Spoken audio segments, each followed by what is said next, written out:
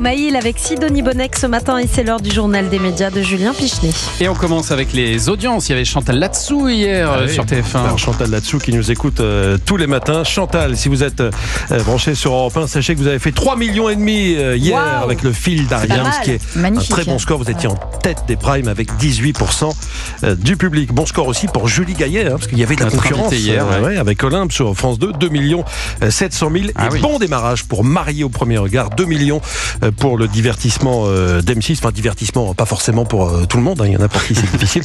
Mais Marié au premier regard était en tête des cibles. Les jeunes, les ménagères de moins de 50 ans ont regardé en masse. Moi, j'attends le débrief de Jean-Luc Lemoyne sur Marié au premier regard. Ça devrait venir dans quelques jours, a priori. Enfin, le constat est là. Ceux qui viennent dans Culture Média font des bons scores. Intéressant, Sidonie. Merci, merci.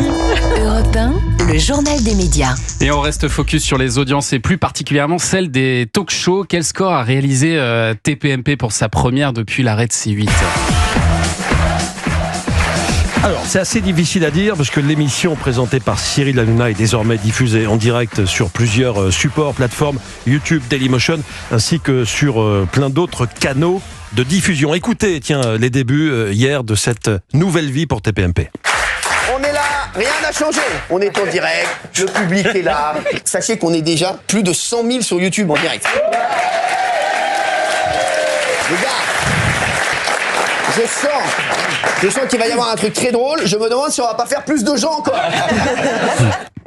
100 000 en direct, c'est déjà énorme, mais ça a fait encore mieux un petit peu plus tard, parce qu'on a observé un pic sur YouTube, plus de 280 000 personnes connectées en live. Il faut ajouter à cela les audiences des autres canaux de diffusion, donc notamment celle des box. On peut imaginer finalement que Cyril Hanouna a dépassé le million de téléspectateurs hier soir. Il y a eu des bugs sur SFR, ça ne marchera qu'à partir de ce soir. Sur Bouygues, ce sera dans une semaine.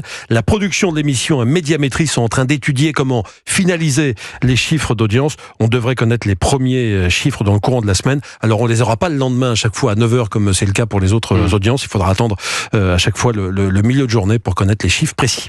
Et puis la fermeture de C8, est-ce qu'elle a déjà des conséquences sur l'audience des autres talks ? Alors regardons ça, on commence avec Quotidien. Le lundi d'avant les vacances, le 17 février, l'émission d'Yann Barthès avait réuni 2 millions de téléspectateurs en fin d'émission, 9,9% du public. Hier, Quotidien est monté à 11,2% en fin d'émission. Yann Barthès était proche des 2 300 000, donc on a observé une petite poussée. Petite hausse, et c'est à vous sur France 5 ? Alors lundi dernier, les 20 dernières minutes de l'émission présentée par Anne-Elisabeth Lemoyne avaient été suivies par 1 130 000 téléspectateurs.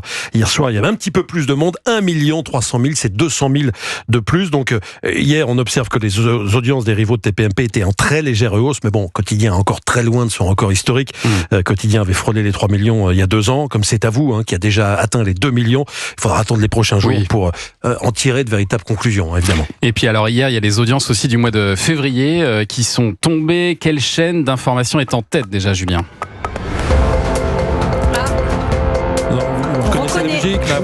Le générique de l'heure des pros pour la 7e fois. CNews devance BFM TV. CNews qui totalise 3% de part de marché contre 2,6% pour son principal concurrent. Ça fait un écart de 0,4 points, un écart qu'on n'avait jamais vu entre CNews et BFM TV. Quant à LCI et France Info, on continue avec les chaînes d'info. Eh bien, les deux chaînes restent stables sur un an, mais elles sont toujours à la traîne, notamment France Info, qui une fois de plus est en dessous de la barre des 1%.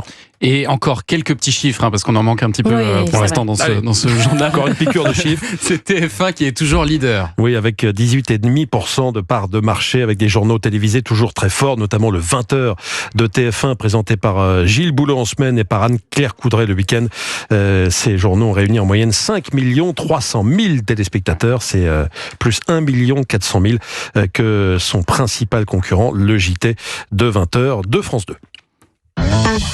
Et puis hier, TF1 a révélé le casting de son nouveau feuilleton intitulé Tout pour la lumière. En tête d'affiche de cette série produite par Newen Studio et coproduite par TF1 et Netflix, on retrouvera Joy Esther qu'on a vu dans Nos chers voisins. On peut citer aussi d'autres noms du casting, Gilles Cohen, Michael Cohen, Gwendal Marimoutou, que vous avez reçu le mois dernier dans Culture Média Thomas.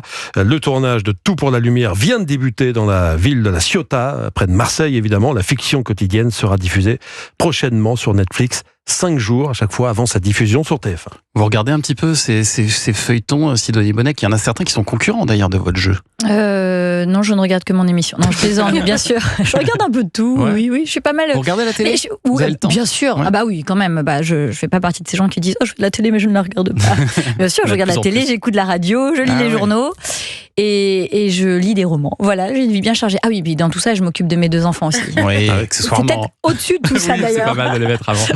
Bon, et puis alors, côté cinéma, le groupe Canal+ a annoncé son nouvel accord avec le cinéma français. Oui, Canal+ restera le premier financeur du cinéma en investissant 480 millions d'euros au minimum jusqu'en 2027 inclus, ce qui permettra au groupe de diffuser des films 6 mois après leur sortie en salle, comme c'est déjà le cas aujourd'hui.